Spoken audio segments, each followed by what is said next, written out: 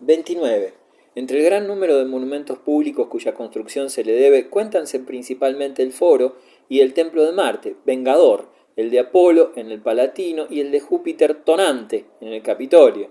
Construyó un foro porque el creciente número de litigantes y de los negocios, haciendo insuficientes los dos primeros, exigían otro. Así pues, sin esperar a que el templo de Marte estuviese concluido, se apresuró a mandar a que se dedicase especialmente el foro nuevo a los procesos públicos y a la elección de jueces. En cuanto al templo de Marte, había hecho voto de construirlo durante la guerra de Filipos, emprendida para vengar a su padre. Decretó en consecuencia que allí se reuniría el Senado para deliberar acerca de las guerras y de los triunfos, que de allí partirían los que marchasen con algún mando a las provincias, y que allí, en fin, irían a depositar las insignias del triunfo los generales victoriosos. El templo de Apolo se construyó en una parte de su casa en el Palatino, derruida por el rayo, y donde habían declarado los arúspides que este dios pedía morada. Añadióle pórticos y una biblioteca latina y griega. En sus últimos años convocaba frecuentemente el Senado e iba a él para reconocer las decurias de los jueces. El templo de Júpiter Tonante fue un monumento de su gratitud por haber escapado de un peligro durante una marcha nocturna en una de sus expediciones contra los cántabros, en la que surcó su litera un rayo matando al esclavo que le precedía con una antorcha en la mano. Hizo además ejecutar otros trabajos bajo el nombre de otras personas, por ejemplo, con los de sus nietos, de su esposa y de su hermana. Tales son el pórtico y la basílica de Cayo y Lucio, los pórticos de Livia y Octavio, y el teatro de Marcelo. Frecuentemente también exhortó a los principales ciudadanos a embellecer la ciudad, cada cual según sus medios, o con monumentos nuevos, o reparando y adornando los antiguos, y este solo deseo hizo que se construyera considerable número. Por esta razón elevó Marcio Filipo el templo de Hércules a las musas, Cornificio el de Diana, Asinio Polión el vestíbulo de la libertad, Munacio Planco el templo de Saturno, Cornelio Balbo un teatro, Estatilio Tauro un anfiteatro y, en fin, Agripa muchos edificios espléndidos. 30. Dividió a Roma en regiones y barrios, encargando la vigilancia de las primeras a ciertos magistrados anuales que la obtenían por suerte, y la de los barrios a inspectores elegidos entre la plebe que habitaba en ellos. Estableció rondas nocturnas para los incendios y para prevenir las inundaciones del Tíber. Hizo limpiar y ensanchar su cauce, obstruido desde mucho tiempo atrás por las ruinas y estrechado por la extensión de edificios.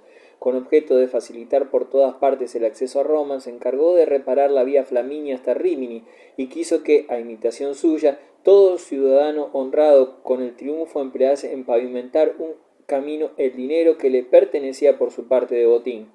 Reconstruyó los templos que el tiempo o el incendio habían destruido y los adornó como a los otros con riquísimos presentes, llevando en una sola vez al santuario de Júpiter Capitolino 16.000 libras de oro y piedras preciosas y perlas por 50 millones de sestercios. 31. Cuando muerto Lépido consiguió el pontificado máximo que en vida de éste no quiso arrebatarle, hizo reunir y quemar más de 2000 volúmenes de predicciones griegas y latinas que circulaban y sólo tenían sospechosa autenticidad. Únicamente conservó los libros civilinos y en estos hizo un expurgo, encerrándolos en 2 armarios dorados bajo la estatua de Apolo Palatino. Restableció en el calendario el orden que César había establecido y en el que la negligencia de los pontífices había introducido de nuevo el desorden y confusión. Aprovechó esta circunstancia para dar su nombre al mes llamado Sextilis, con preferencia al de septiembre en que había nacido, porque en aquel obtuvo su primer consulado y consiguió sus principales victorias. Aumentó el número de sacerdotes, su dignidad y hasta sus privilegios, sobre todo la de las vestales.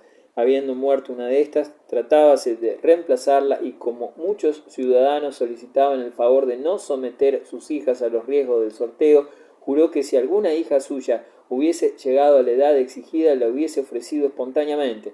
Restableció también muchas ceremonias antiguas caídas en desuso, como el augurio de salud, la dignidad de Flamen Dial, las ceremonias de las Lupercales, los juegos seculares y compitales.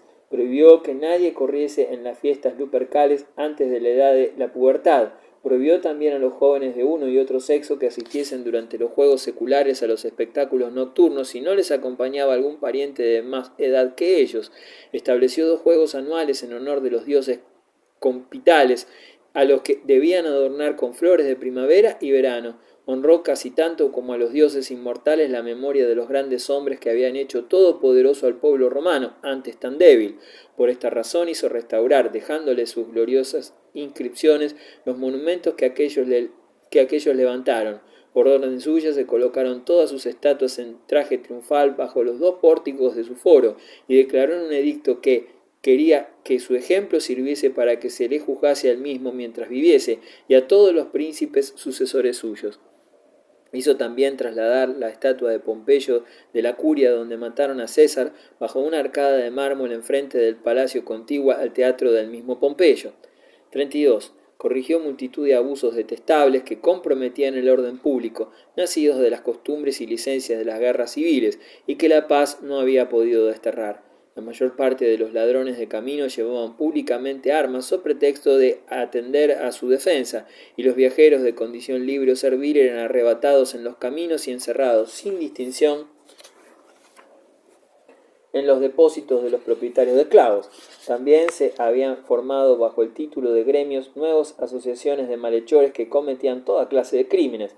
Augusto contuvo los ladrones estableciendo guardias en los puntos convenientes, visitó depósitos de esclavos y disolvió todos los gremios, exceptuando los antiguos y los ilegales.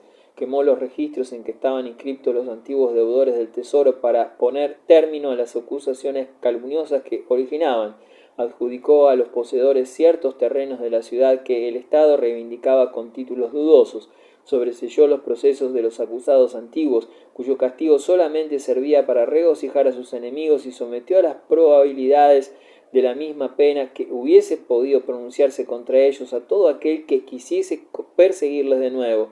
Por otra parte, para que ningún delito quedase impune y ningún juicio se arrastrase con languidez, transformó en hábiles para la justicia más de 30 días que estaban consagrados a los juegos honorarios.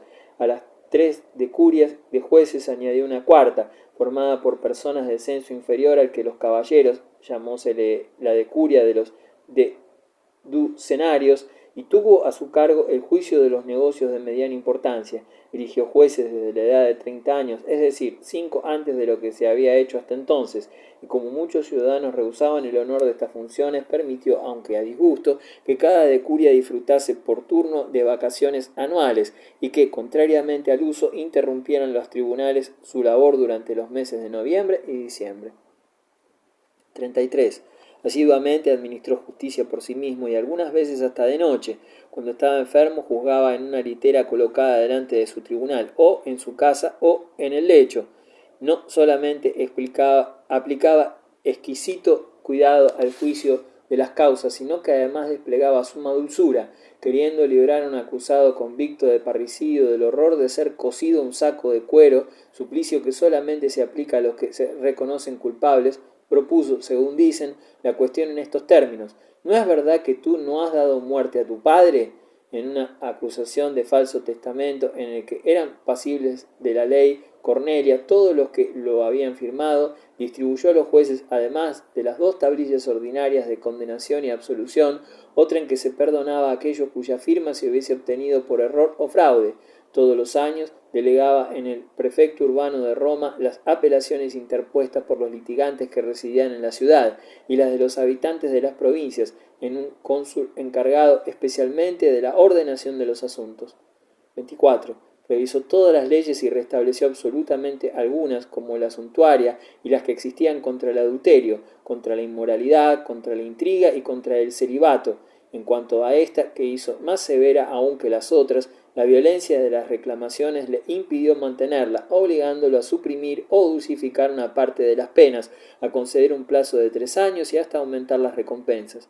Aunque reformada de esta manera la ley, los caballeros pidieron su abolición a gritos en pleno espectáculo, y Augusto, llamando a los hijos de Germánico que acudieron, los unos a sus brazos y los otros a los de su padre, y mostrándoles al pueblo, los exhortó con la actitud y la mirada a no temer imitar el ejemplo de aquel joven. observando más adelante que se eludían las disposiciones de la ley, erigiendo prometidas que en mucho tiempo no podían casarse y cambiando frecuentemente de esposas, restringió la duración de los esponsales y reglamentó los divorcios. 35. El excesivo número de senadores había hecho de este cuerpo una extraña y confusa reunión, porque había más de 1000, de los que algunos eran completamente indignos de ese cargo, al que habían sido elevados después de la muerte de César, por favor o por dinero. A estos les llamaba el pueblo senadores de ultratumba. Augusto, por medio de 2 selecciones, devolvió al Senado sus proporciones y el primitivo esplendor. Dejó la primera a la discreción de los mismos senadores, de los que cada uno elegiría otro. La segunda la hizo él con Agripa, cuando presidió este nuevo senado. Llevaba, según dicen, una coraza debajo de la toga y una espada al cinto, y 10 senadores robustos, amigos suyos, rodeaban su asiento. Refiere Cordo Cremucio que en esta época no admitía a su presencia ningún senador, sino solo y después de ser registrado. Augusto decidió a algunos a dimitir y dejó las insignias de su dignidad a los que tuvieron esta modestia, como también su puesto en la orquesta y en los festines públicos. En cuanto a los senadores nuevamente elegidos o mantenidos, mandó, para que sus deberes le pareciesen a la vez más sagrados y menos penosos, que cada uno antes de sentarse hiciese una libación de vino y incienso a la divinidad del templo donde se hiciera la reunión, que el Senado no celebraría más que 2 reuniones mensuales en las calendas y en los idus, y que en los meses de septiembre y octubre ninguno estaría obligado a asistir a las sesiones, exceptuando las designadas por la suerte, para formar el número legal. Creó por sí mismo un consejo que se renovaba semestralmente por sorteo, y con el cual deliberaba acerca de los negocios que debían presentarse al Senado en pleno. En los asuntos importantes no recogía los votos según el orden habitual, sino como le agradaba, de manera que cada senador tenía que estar dispuesto a emitir opinión, en vez de limitarse a seguir la de otro. 36. También fue autor de otras muchas innovaciones, como la de prohibir la publicación de las actas del Senado y de enviar a provincias magistrados cuyas funciones apenas acababan de terminar. Quiso que se asignase a los procónsules indemnización fija para transporte y habitación, gastos que antes se adjudicaban en pública licitación. Retiró a los cuestores de la ciudad la custodia del tesoro y la confió a los pretores y a los ciudadanos que lo habían sido. Encargó a los decemviros la convocatoria del tribunal de centumviros, funciones encomendadas hasta entonces a los que habían sido honrados con la cuestura. 37. Para hacer participar al mayor número de ciudadanos de la administración de la República, creó nuevos oficios como la intendencia de las obras públicas, de los caminos, de los acueductos, del lecho del Tíber, de la distribución del trigo al pueblo. Creó una prefectura en Roma, un triunvirato para la elección de senadores y otro para revisar los caballeros cuando fuese necesario. Nombró censores, magistrados que desde mucho tiempo se habían dejado de elegir, y aumentó el número de pretores. Pidió también que se le diesen cuando fuese cónsul 2 colegas en vez de 1, pero no lo obtuvo, protestando todos que ya se disminuía demasiado su majestad compartiendo con otro esta magistratura en lugar de ejercerla solo. 38. Recompensó generosamente el mérito militar, hizo conceder los honores del triunfo a más de 30 generales y las insignias triunfales a mayor número aún. Para familiarizar a los hijos de los senadores más rápidamente con los negocios públicos, les permitió tomar la laticlavia al mismo tiempo que la toga viril y asistir desde aquella época al Senado.